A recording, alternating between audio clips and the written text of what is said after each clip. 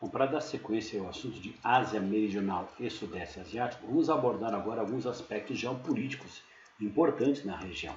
Bom, primeiramente, essa região ela foi aí colonizada pelas grandes potências europeias. A colonização mais intensa se dá a partir do século XIX. Teve aí alguns pontos colonizados no século XVI por Portugal, tá? Mas quando começa de fato é no século XIX, quando a América deixa de ser área de colonização europeia, por conta do processo de independência, e as potências europeias começam a voltar para regiões da Ásia, África e Oceania. Portanto, a maioria dos países, certo? Não todos, com algumas exceções, no caso da Tailândia, foi colônia, ex-colônia atualmente, das potências europeias. A Inglaterra tinha uma vasta extensão de terra dominada por ela, que era o Indostão, composto pela atual Índia, Paquistão, aqui o verde, Nepal, esse marrom, Butão, aqui, também o Sri Lanka. Então isso era chamado de Indostão. Também aqui na região da Indochina inglesa, né, Myanmar, que eles chamavam de Birmânia, que é esse país aqui, e a Malásia, que é esse país laranja aqui, que era um domínio britânico. A França também tinha um domínio na região, Laos, Camboja e Vietnã, a chamada Indochina francesa. Além disso, a Holanda dominava esse arquipélago quase inteiro, a atual Indonésia. Tem domínio também a Espanha, nas Filipinas, esse arquipélago aqui, e de Portugal, esse pedacinho de ilha aqui, ó, chamado Timor-Leste. Para citar que existe o Timor-Leste na região. A região começou a ser descolonizada após a Segunda Guerra Mundial. Então, a descolonização afroasiática, no caso da Ásia, começa quando? Após a Segunda Guerra Mundial. É o fim do chamado neocolonialismo. Então, iniciou-se após a Guerra Mundial, dentro de um contexto de decadência europeia e também de Guerra Fria, em que a União Soviética e os Estados Unidos têm interesse de atrair esses países para a sua esfera de influência. Tanto que, num dado momento, a Índia vai ser um forte aliado da antiga União Soviética. Ou seja, a ascensão das superpotências Estados Unidos e União Soviética que vão estimular a independência desses países, o que vai produzir conflitos separatistas de natureza religiosa e política também. Então surgiu com o processo de descolonização. Pois bem, qual é o mais emblemático processo de descolonização? Talvez, né, na minha opinião, a independência do Indostão, aquilo que os britânicos chamavam de a joia da coroa. Por que a joia da coroa? Porque era uma colônia rica em termos de minério, tinha muito ouro, diamante, rubis, pedras preciosas. Além do mais, uma superpopulação, portanto, um mercado consumidor atrativo para os interesses, para produtos britânicos. Tudo bem que uma boa parte da população pobre, mas o fato que sempre 10%, que é de uma classe dominante, portanto 10% de uma quantidade grande é bastante gente.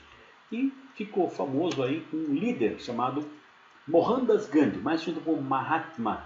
Mahatma não é nome, é um título dado chamado de a grande alma, a alma suprema, uma coisa mais ou menos assim, do hinduísmo. Então Gandhi ficou famoso por quê? Porque ele liderou o processo de independência do Hindustão. E qual foi o princípio que ele usou? Da não violência e da indolência.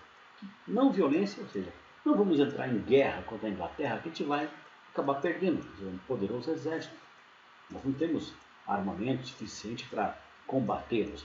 Vai ser uma violência insana, muitas pessoas vão morrer. Ele fala, prego a não violência. E a indolência. O que seria indolência? Poderíamos pensar que é uma espécie de preguiça. Para dizer assim, esse é um vagabundo, preguiçoso, que não trabalha. Qual que é a ideia de Gandhi? Fazer com que os empreendimentos coloniais britânicos tivessem prejuízo. Então, se você fosse contratado por uma empresa britânica para trabalhar num canavial plantando, colhendo cana, você tinha que fazer corpo mole. Aceite o emprego, mas não trabalhe com dedicação. Faça corpo mole, porque aí o seu patrão terá prejuízo. Isso fez com que os britânicos se convencessem que não é vantajoso te manter esses empreendimentos coloniais aqui. Então vamos embora. Se eles quiserem trabalhar, produzir, a gente compra deles. A ideia pós-guerra da Inglaterra e do Reino Unido era estabelecer um grande bloco econômico com as suas antigas colônias, através da Commonwealth. O problema foi que Gandhi não conseguiu manter os seus liderados, unificados. Tanto que ocorre uma fragmentação política por motivo religioso. A Índia e o Nepal são dois países com população predominantemente hindu. O Butão e o Sri Lanka, budistas. O Paquistão e Bangladesh, muçulmanos islâmicos. A Índia e o Nepal até poderiam estar unidos, porque territorialmente tem fronteira, diferentemente do Sri Lanka e o Butão, que estão distantes, ou o Bangladesh e o Paquistão, que também estão distantes. Aqui o problema da fragmentação não é necessariamente religioso, é uma questão de ideologia, porque no Nepal, nas montanhas do Nepal, havia lá um rei que fez questão de manter a monarquia, o rei Jamendra, que já faleceu há muitos anos. Bom, o Paquistão, né, era um país, o Paquistão e o Bangladesh eram um país só, era o Paquistão Ocidental e o Paquistão Oriental. Mas aí em 1971 teve uma guerra que foi estimulada pela Índia para que o Paquistão Oriental se tornasse independente. Foi uma sangrenta guerra que a Índia teve, digamos assim, na sua influência. Então, a partir de 1971, passou a ter Paquistão e Bangladesh. Antes era Paquistão Oriental, que era Bangladesh, e o Paquistão Ocidental, que é o atual Paquistão. Pois bem, então a questão da independência do Hindustão, ou da joia da coroa, tem esse porém aqui do senhor Gandhi, que tornou-se um líder pacifista. E, infelizmente, ele foi assassinado. Mas, enfim, a vida é assim. Quem prega a paz, às vezes, acaba sendo vítima da violência. Agora, a Caxemira é uma região conflituosa entre a Índia e o Paquistão. Uma questão religiosa, nuclear e geopolítica. Vamos ver isso. Seguinte, essa é uma região montanhosa, localizada no Himalaia, na fronteira norte entre a Índia, o Paquistão e a China. A China também tem um pedaço da Caxemira. Essa região montanhosa, tá certo? Habitada por 10 milhões de pessoas, sendo que a maioria é muçulmana, 2/3. Pela lógica, sendo a população majoritariamente muçulmana, deveria pertencer ao Paquistão. Porém, em 1947, no processo de independência, torna-se um estado indiano chamado Jammu e Kashmir, ou apenas Caxemira. Por quê? O líder local, Maharaja Caxemira, pediu ajuda para tropas indianas para se defender da invasão de tribos patãs, por confiar mais no exército indiano, isso que era mais preparado. Portanto, o Paquistão não gostou nem um pouco disso e, logicamente, pede para que seja feito um plebiscito pela população decidir se eles querem pertencer à Índia ou ao Paquistão. A Índia negou esse plebiscito. A Índia concordou em entregar uma parte da Caxemira, o norte, para o Paquistão. Então surgiu uma região verde aí, que é o Azad Kashmir, que significa Caxemira livre. Então os indianos cederam 1/3 do território para o Paquistão. Não aceitaram fazer um plebiscito. Portanto, mantém o domínio de uma parcela da região habitada por população hindu. E também com alguns muçulmanos ali. Pois bem, essa disputa levou os dois países, Índia e Paquistão, a outras duas guerras, além da de 47, a guerra de 1965 e a guerra de 1971. E é uma questão geopolítica nuclear, por quê? Porque você tem aí que na década de 1950, a Índia acabou aliando-se à União Soviética. Com qual propósito? Obter tecnologia nuclear. A União Soviética, interessada em ter aliados, oferece para os indianos a tecnologia para a fabricação de bombas atômicas, e a Índia aceita. Por outro lado, o Paquistão passa a contar com o apoio da China. Por quê? A China tem alguns problemas com a Índia. Vamos rever isso, vamos relembrar isso. Dessa forma, o Paquistão, tá certo? Cedeu um pedaço da sua Caxemira para a China. E a China invadiu um pedaço da Caxemira indiana, que é essa parte amarela aqui, chamada de Aksai Chin. Então a Caxemira hoje ela é da Índia, do Paquistão e também da China. E por que a China invadiu o território, uma parte do território indiano, que eles consideram que é deles? Porque a Índia e a China têm problemas relativos à questão do Dalai Lama. O Dalai Lama é o líder religioso do povo do Tibete, que vive em asilo político na Índia desde quando? Desde 1950, quando o Tibete foi reanexado ao território chinês. O Tibete era um país independente, mas foi reconquistado pela China em 1950, quando o Dalai Lama era uma criança. Então ele passou a dedicar a vida inteira dele à causa de libertação do Tibete. Porém, para os chineses, ele é um agitador político e, portanto, deveria ser preso, provavelmente condenado à morte. Então aí está uma foto do Dalai Lama agradecendo, num dado momento, ao quem exercia o cargo de chefe de Estado da Índia, o Sr. Abdul Kalam. Hoje é o Sr. Modi, Narendra Modi, que sempre mantém esse visto, digamos, de asilo político para Dalai Lama, que sempre agradece aos governantes indianos. Bom, muitos dizem, por que a Índia não entrega de uma vez a Caxemira para se livrar de um problema com a China e com o Paquistão? A questão é o seguinte, né?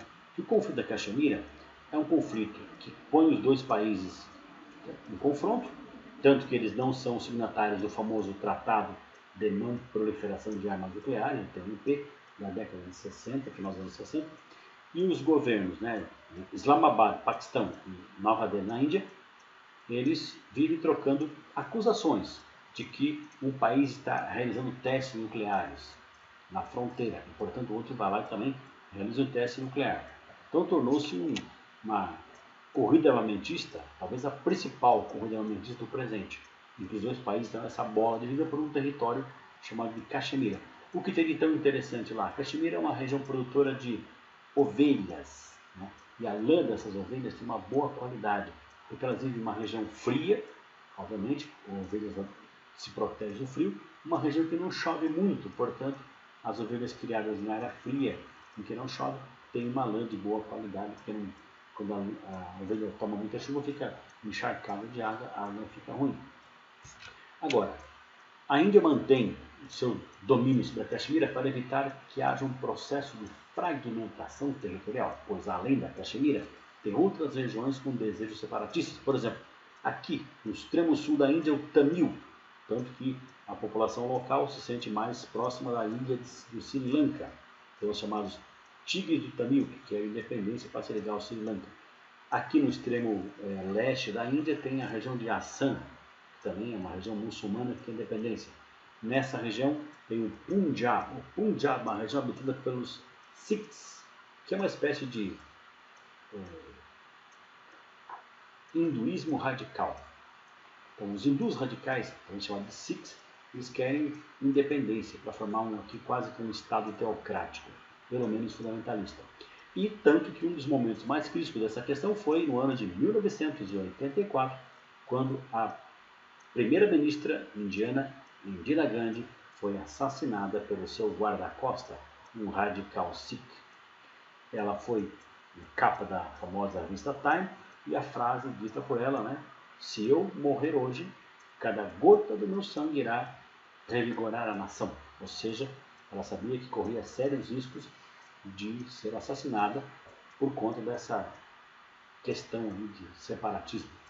E também porque ela estava promovendo uma espécie de abertura econômica da Índia que desagradava esses radicais Sikhs.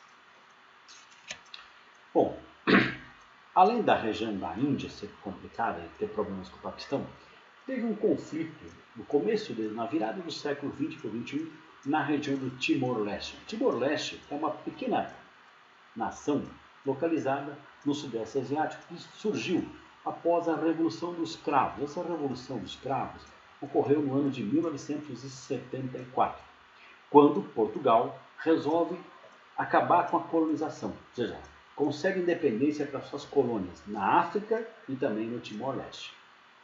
Foi uma revolução de caráter socialista, onde a extrema-direita foi deposta do poder e surge o governo de esquerda em Portugal, do senhor Mário Soares, que entrega o poder para as colônias, para políticos, digamos, alinhados com a sua ideologia. Então, no caso, né, de Timor-Leste, surgiu um país que tinha, digamos assim, uma tendência ao socialismo. Um país habitado por população afrodescendente, de religião cristã, grande maioria, de idioma português, são lusófonos. Um governo com tendência socialista. Ou seja, por conta da Guerra Fria, os Estados Unidos, que havia perdido a Guerra do Vietnã anos antes, porque em 1970 1945, o Vietnã é reunificado. O Vietnã do Norte, que era socialista, do Sul, que era capitalista, o Norte vence e reunifica o país sob a bandeira socialista. Os Estados Unidos haviam saído do Vietnã anos antes, achando que a situação estava dominada, e não era bem assim. Portanto, eu não queria saber mais de perder espaço para o socialismo. Sendo assim, os Estados Unidos estimulam o ditador indonésio, o senhor Suharto, a anexar a parte leste da ilha de Timor. A Indonésia é uma nação multiétnica, com mais de 230 milhões de pessoas, uma população com religião islâmica, na maioria, e governada durante muitos anos por um ditador chamado Suharto, através de uma organização militar chamada SEATO. Os Estados Unidos estimulou esse ditador aqui a dominar o Timor-Leste. Portanto, rapidamente, as tropas da Indonésia ocuparam o Timor-Leste, dentro da chamada ideologia do cordão sanitário dos Estados Unidos, que é o combate à expansão do socialismo na Ásia. E, durante todos esses anos, de 1975 até 1999, tivemos aqui um processo de genocídio da população timorense, buscando a chamada limpeza étnica. Quando o Suharto cai do poder em 98 por conta de uma crise econômica que afetou os tigres asiáticos, lembrar que a Indonésia é um tigre asiático, a população timorense vê uma oportunidade para tornar-se independente. Então ressurgiu o chamado nacionalismo timorense com a ditadura, com o fim da ditadura de Suharto. E aí, entre o ano de 1999 e 2001, tivemos uma guerra civil entre a população local contra as milícias pró-Indonésia atuantes no Timor-Leste. Em 2001, os timorenses, a população local, conseguiu vencer essa guerra civil com o apoio da ONU. E, a partir de então, surgiu um novo país. As principais personagens dessa independência é o primeiro presidente do país, Alexandre Gusmão, chamado de Xanana, e também os laureados com o Prêmio Nobel da Paz, o bispo Carlos Ximenes Belo e o ativista José Ramos Horta. Sendo assim, o Timor-Leste é um país localizado lá no Sudeste Asiático, bem distante de Portugal e Brasil, que fala português. Inclusive o Brasil, no começo do século XXI, participou bastante da construção da identidade lusitana do Timor-Leste, enviando para lá alguns profissionais, principalmente do ramo da educação, porque a população local era proibida de ensinar português para as crianças. Então, as pessoas até sabiam falar, mas o conhecimento um pouco mais oficial da língua, como ensinar a língua, as regras gramaticais, e para isso foi necessário o envio de profissionais para o Timor-Leste. Ok? Então, sobre esse assunto aí de questões geopolíticas no Sudeste Asiático e também na região da Ásia Meridional, é isso que eu queria passar para você. Ok? Um abraço e até mais. Tchau, tchau.